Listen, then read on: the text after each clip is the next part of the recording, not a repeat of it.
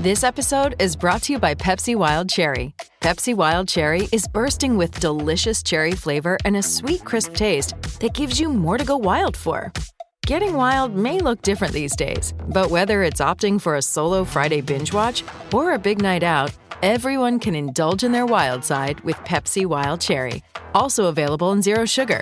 So grab a Pepsi Wild Cherry and get wild.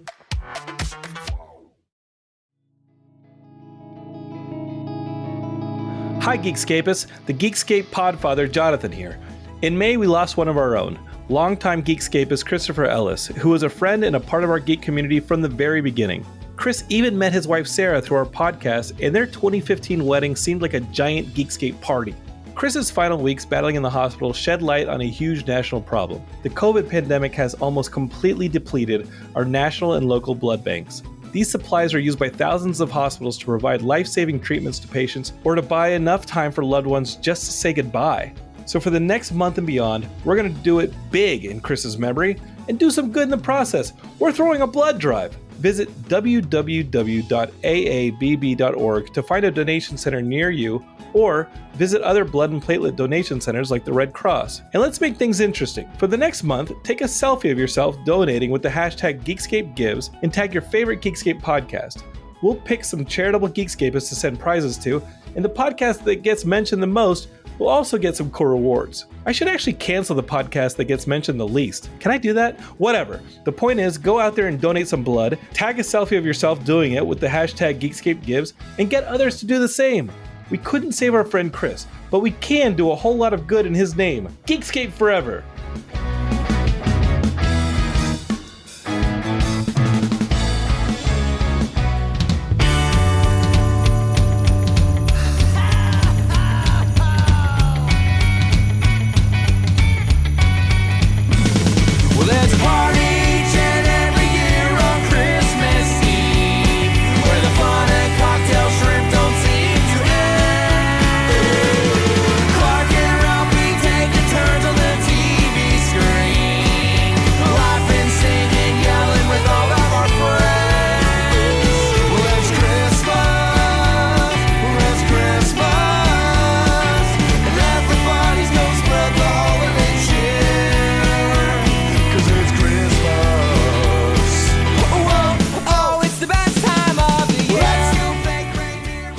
Hey, Dylan. Hey, Matt. Oh, there's those pipes reminding us that it's musical month here on Christmas 365. So we already left a little nugget of a hint for you in the previous episode. And by little nugget, I straight up told you what next week's episode was going to be. So we are going to now take movies and turn them into musicals. Now, here's the caveat of my choices, right? Yes. I'm not talking about, hey, let's take this franchise and remake the film as a movie, but I'm talking more of like how there's now Evil Dead the musical that you can see like off Broadway, or like we're taking this from the screen to the stage. Okay, yeah, and I'm for it. I'm the type of person who is really over musical adaptations. Fair. Especially when we're hitting Broadway and we've got Beetlejuice the musical and SpongeBob the musical and Spider-Man the musical, and not everything needs a fucking musical adaptation. So as we're going to get into our discussion today, I just want that known. Now, there are some amazing ones. Matt has already brought up Evil Dead the musical, which I think is absolutely incredible. I love Evil Dead the musical, but I do have I'm just over it. I'm over adaptations. But this is going to be a great topic of conversation. Matt, what is your experience with musical theater before we delve into this? So my experience is weird. So I was stage crew for high school. Nice. The only time I was on the stage, not as a stage crew member, was during Little Shop of Horrors. Ooh. I played Bill Murray's character in the movie. We wrote that scene into the show just for me to go and be crazy for 2 minutes. So I had a blast. Oh, I still have it on tape somewhere. I always enjoyed musicals, but I don't think it was until fairly recently that I really started to own how much I liked musicals. Yeah. So I loved old musicals. My Okay. favorite musical still to this day is Anything Goes. I think that Anything Goes, the music is just phenomenal. It's a funny show. It's a little problematic at parts, but in general, it's just a very fun screwball comedy type musical, and I adore it. Which, side note, this isn't a Christmas thing, but I do want to bring it up. Yeah. I know that we were saying how I kind of agree with you. Not every movie needs to be a musical, but unless I'm wrong, the movie Clue hasn't been turned into a musical yet. And I don't know if it necessarily needs to be a musical, but Clue, the film, should have been a stage show by now. Because It's 100% a stage show. Okay, they're it- literally, yes. The stage. Okay. I'm not sure if there's a musical version of Clue, but it is 100% a stage show. Funny enough, the movie feels like a stage show. The whole it is time. a stage show. Like, Where I'm actually performing now, they just held auditions for Clue. They're doing it in October. but no, so the big change for me, it feels like lame and cliche to say that Hamilton was like a changing point for me, but like Yeah. Hamilton was so unavoidable that it like set me down a rabbit hole of, because I listened to that soundtrack so much on Spotify started recommending to me other shows, and then I started getting my feet wet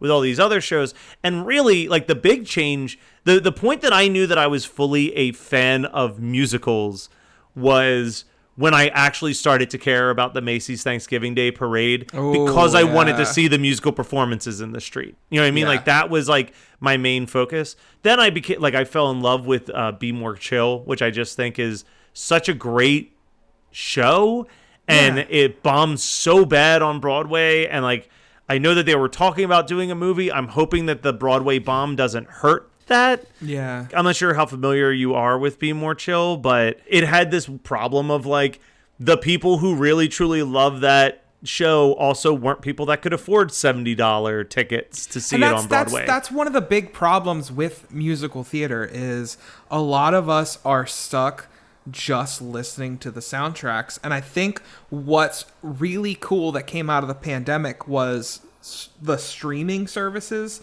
picking up musical theater, which again, I know it has its detractors of people saying, well, that's not true theater, you're not experiencing it live, but musical theater, at least going to experience it, is a very niche hobby that a lot of people would love to get into, but it just is so expensive. It is so expensive.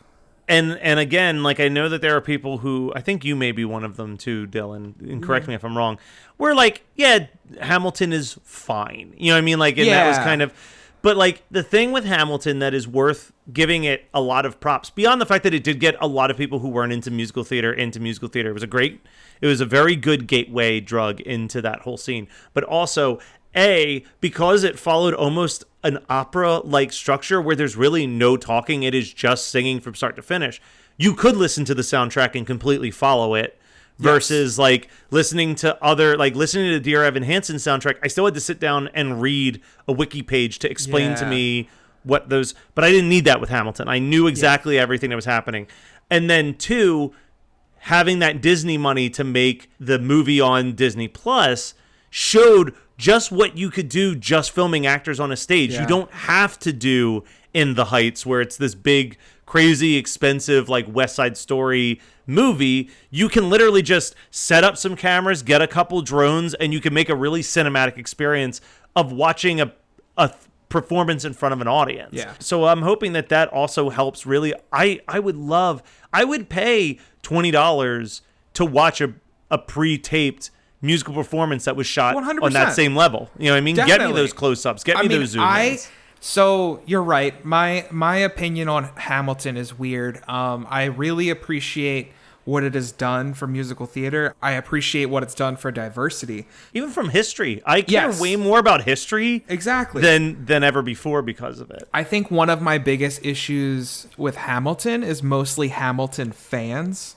Yeah, it's the ICP situation. Exactly. I think we've talked about that before, of like talking to a Hamilton fan about their love of hip hop. Like, oh, I love hip hop. I love Eminem and Hamilton. And it's like, okay, all right. This is real cringy to me. But no, I appreciate the production.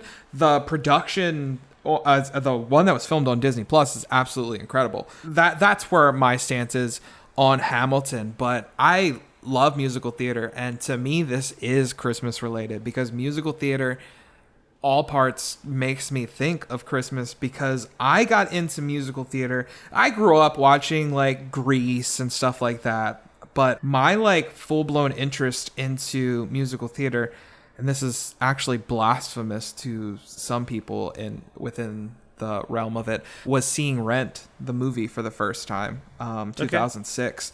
And that movie is actually set around Christmas time. So I always kick off my season watching Rent, even though, again, the movie is not as good as the show, but I go back and forth. I still have a love for it.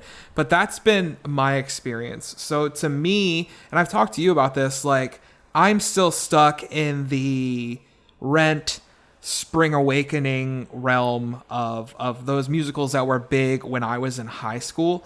And I struggle expanding my horizons into musicals that are big now, for the reason we were just talking, that like I don't get to see these musicals, I just get to listen to them. So I'm like, well, what's the point of listening to them, because I don't ever get to see them and experience them. Which I agree, with the exception of the fact that like I didn't need to watch Dear Evan Hansen to know that You Will Be Found as a fucking banger. Oh of yeah, a song. yeah. Like, So I have experiences that again contradict what I'm saying, but I really do want to expand my horizons and listen to more modern musicals and just get that experience, because I love the way musicals are structured. We're talking about Dear Evan Hansen. I had tickets to take my sister to see it in Baltimore right before COVID, Everything, and unfortunately we didn't get to. So let's dive into it. Okay, yeah, let's get into our topic of conversation. Yeah, so what movie that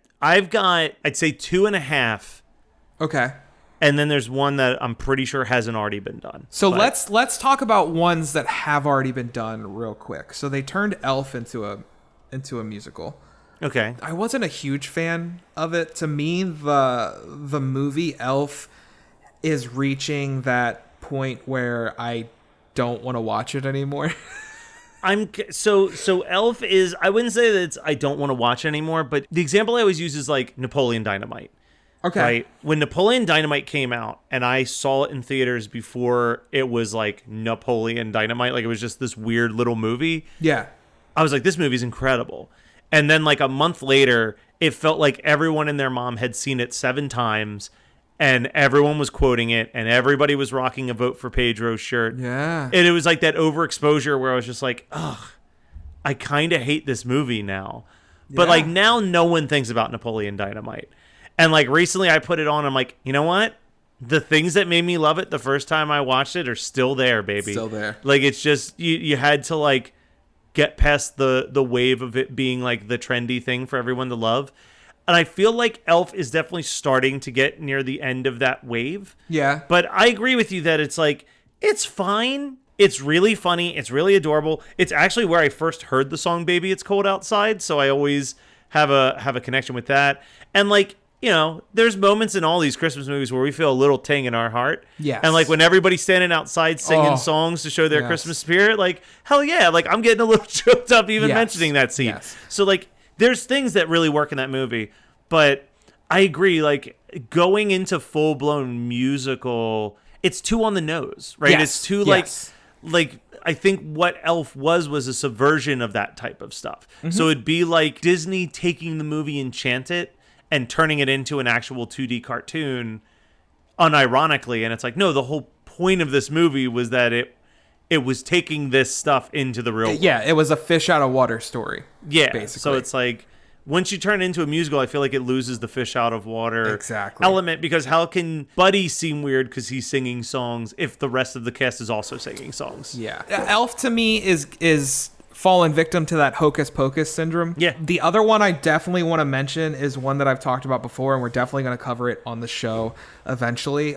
Scrooge, Albert Finney's Scrooge, 1970. Okay. It was a 1970 film musical adaptation of A Christmas Carol, original adaptation, and they have adapted it and put it on stage as well. And it's absolutely incredible. I don't want to get into too much of it because I do eventually want to cover that, but I just want to mention it. If you haven't seen Albert Finney's Scrooge from 1970, please hunt it down and watch it. It's one of my favorite musicals of all time. TIAA is on a mission. Why? Because 54% of Black Americans don't have enough savings to retire. So in collaboration with big-name artists like Wyclef Jean, TIAA released Paper Right, new music inspiring a new financial future. With 100% of streaming sales going to a nonprofit that teaches students how to invest.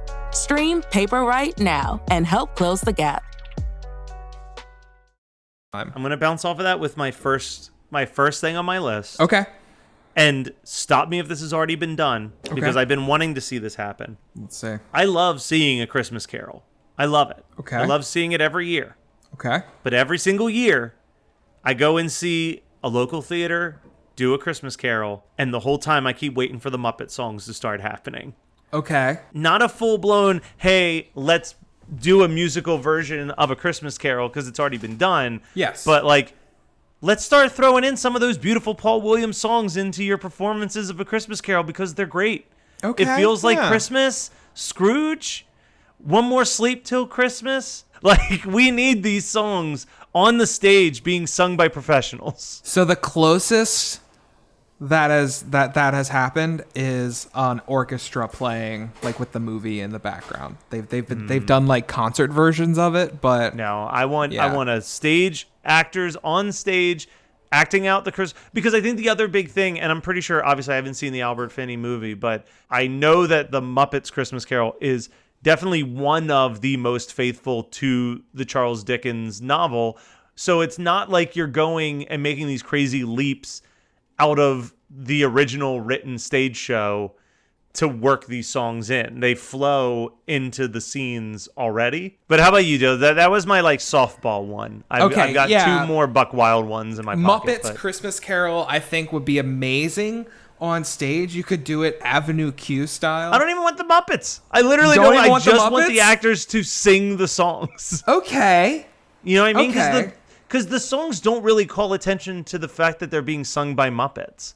So, like, I just want, when Scrooge is introduced, I want the cast on stage singing, like, here comes Mr. Humbug, here comes Mr. Grimm. I can get behind that. Yeah, like, I like I just that. think those songs are fantastic. They are fantastic songs. They really are. They really are. And as much as my hatred for Emmett Otter runs deep, the Muppets Christmas Carol definitely has a spot in my heart. Top tier songs right there. Dude, how has the Santa Claus never been turned into a musical? That's a good question, because I could see that. Yeah, I feel like, especially as like the transitions from the real world to the North Pole, and that set would be absolutely extravagant. I think it lends itself to musical theater very well, especially in this realm of fuck it, let's adapt everything. Yeah. I mean, I wonder if it's just, I'm going to say this knowing that I'm just kind of lighting a fire under you, but probably because they're too busy showing Elf on TV all the time and people have forgotten about the Santa Claus. Dude, you're not wrong. Like, they put the Santa Claus on like ABC Family at like once a week when Elf is playing, like nonstop all the other times. It's like ridiculousness on MTV. Have you ever looked at the guide? Yep. Oh, And I've it's seen that picture. I nothing. thought it was made up. I was like, someone photoshopped this, and then I was like, nope, that's It's actually what their insane. programming is right now. It is absolutely insane. I think the Santa Claus is one of my main ones, because I feel like it just lends itself to musical theater. I think the sets would be absolutely extravagant, because it's almost Wizard of Ozzy in a sense of that real world is very bland. Even in the movie, it's very bland. And then you get to the North Pole and it's just this extravagant world, which I know, like, I can't stand either of the other two Santa Claus movies. There's parts in 2 that I like. I enjoy how absolutely terrifying the robot Santa Claus is in part 2. There are parts in 2, and I do like some of the romance stuff between him and his wife, and Molly Shannon kills me singing Man, I Feel Like Some Christmas. But I will say, what those 2 movies did right was give me a really cool North Pole looking world that was like just kind of elaborated on. Not so much in the first movie, but in the second and third one. I think that's very fair. All right, so Yeah, give me another one. I'm still hanging out in the world of Dickens. Okay.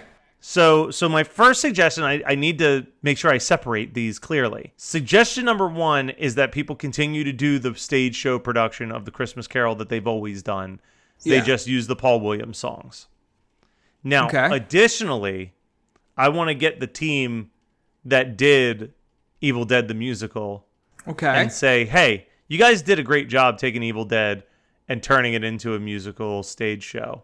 Yes. Well, there's this little Bill Murray adaptation of Charles Dickens' classic novel that I think is absolutely ripe for some songs about how much of a dick Frank Cross actually is. You could do like a stage show dance. Imagine a whole tap dance number through the set for the Christmas Carol taping that they're doing. You know what I mean? Like, just even like when you think about that movie, you've got like Buster Poindexter playing a character. Like, he should have had a song. Like, that fairy was ready to sing a tune. Obviously, Ghost of Christmas Future, you don't get his tune out of him. He's got to be dark and ominous the whole time.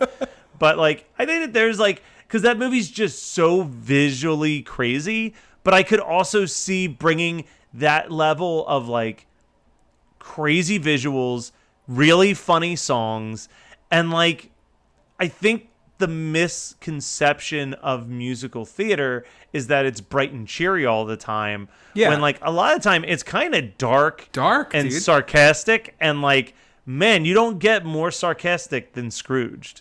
No, especially towards that end there. Yeah. I mean, with Bobcat. But I mean, like, that does lend itself very well to a modern stage musical. I Scrooged, know. I could see that. Or, you know what you do? You create Scrooged the musical, but you insert those Muppet songs into Yes. Scrooged. I don't. So I was thinking about that, but I'm like, I don't think that they would blend as seamlessly. I think that they would feel very out of place. I'm kind of for it, man. I'm kind of for it. So here's an off-the-wall idea. We create a satire of a Hallmark Christmas movie. Okay. And then instead of like just picking one, we just kind of we write that generic Hallmark Christmas movie, but we turn it into a musical, but we make it very self-aware of what it is. And I think that would be a lot of fun. Something almost like High School Musical, the series. Yeah. Very, very similar to that, in that it's very self-aware of how nutty this idea actually is. You even do something like Christmas Princess Switched the musical, so you're like combining like 3 different the night before Christmas Princess Switched the musical. So it's like Yeah. all these different Netflix Hallmark movie titles just smashed And we could into like one even ridiculous thing. Do it very like Love Actually style, and we could Yeah. have different things happening, because I Yeah. have to have a weird fucking musical number that is a parody of a Very Merry Mix-Up. That is a top 5er for me, my friend, with the gorgeous Alicia Witt. Do you have any ideas that where we step away from Dickens? I have one where we step away from Dickens, but we still stay in touch with the Evil Dead the musical writing team. Ooh, okay. Silent Night, Deadly Night, Part 2, the musical. Oh my god. I like that idea, since part 2 is basically part 1. Well, that's what I mean. So you get all of the Part 1, but then you still get the showstopper song "Garbage Day" near the end of the film. I At the love end. it. Have you written the song yet? Not yet. Can I This hear a came to little me bit of while I was on my walk. It was Garbage Day today, and I was like, Garbage Day. and I was like, just a big show-stopping musical number. Think "Step in Time" from Mary Poppins, like 7 minutes long, of him just like marching through the streets, just gunning down people as they're taking out the trash, singing a song about it being Garbage Day. Oh my god, that would be absolutely amazing. And you know what would pair well with that? Like, we bring this movie up all the time. We're eventually going to cover it. I think Black Xmas 2006 is just bonkers enough to be a musical. Not could on see that Broadway. too. It would definitely be an off-Broadway production, very much in the vein of Evil Dead the musical. But I mean, Dude, some musicals are real fucked up, and I think that Black Xmas is tailor-made to just... That movie is not taken seriously at all, and I think a musical version of that movie would be absolutely incredible. He ate his mom because she had sex with him. They had a kid. Like... That movie is absolutely bonkers. Do you have any more before we wrap it up? Nothing that I can think of, because I don't know. It has to be a special Christmas movie to become a Broadway production, because it's not like Christmas musicals are going to play on Broadway or Yeah, was there ever an It's a Wonderful Life musical? I don't know. That would be a good one though. It'd be Because like that one, 6 it's like hours not. long. I mean, because that one's not like overtly Christmassy. Like, I realize that every time that I watch it, like, it takes place at Christmas time, but like, you're going through an entire dude's life, so you're covering a whole lot. It's not just like it's Christmas for 2 straight hours. 1986. All right, A so Wonderful someone did Life it. is a 1986 musical with a book and lyrics by Sheldon Harnick, and music by Joe Raposo, based on the classic 1946 Joe Frank Raposo Capra film. Yep, It's a You Wonderful know who Life. Joe Raposo is? Holy shit! Yeah, he wrote all the Sesame Street songs, I did not know this until including right this "It's Not second. Easy Being Green." Yeah. Oh. He also wrote all the songs for the Grinch TV specials. Well, now I feel like I need to look this up. Yeah, no, now I'm like very Oh curious. my god, there were only 4 productions? Oh, so it didn't do well.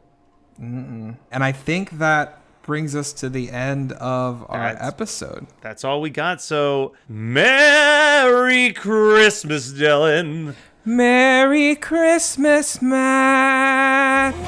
Oh, whoa, oh, now we won't stop till the big ball drops on New Year's. Have a happy holiday, have a great holiday, have a merry happy holiday.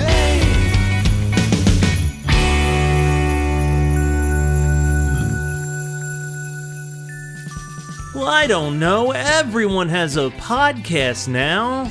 Well, not really. What is true is that, according to Nielsen statistics, 55% of the U.S. population, that's over 155 million people, have listened to a podcast, and 24% of the population, that's 68 million people, listen to podcasts weekly. And these numbers continue to trend upward.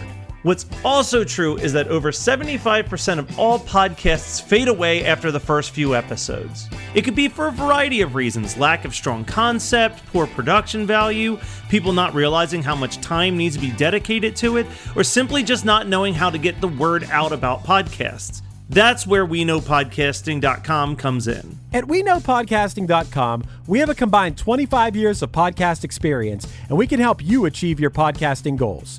Whether you need help starting a new podcast or want to take your currently active podcast to the next level, we got you. From consultations to concept development, from theme music to editing, promotion, animation, graphics, you name it, and we're here to help. Don't become another failed podcast statistic. Let us guide you and help your show become a success. Check out the website at WeKnowPodcasting.com, and even if you're on the fence, don't hesitate to reach out. We're friendly guys, we're passionate about pods, and we're here to help. You're listening to the Geekscape Network.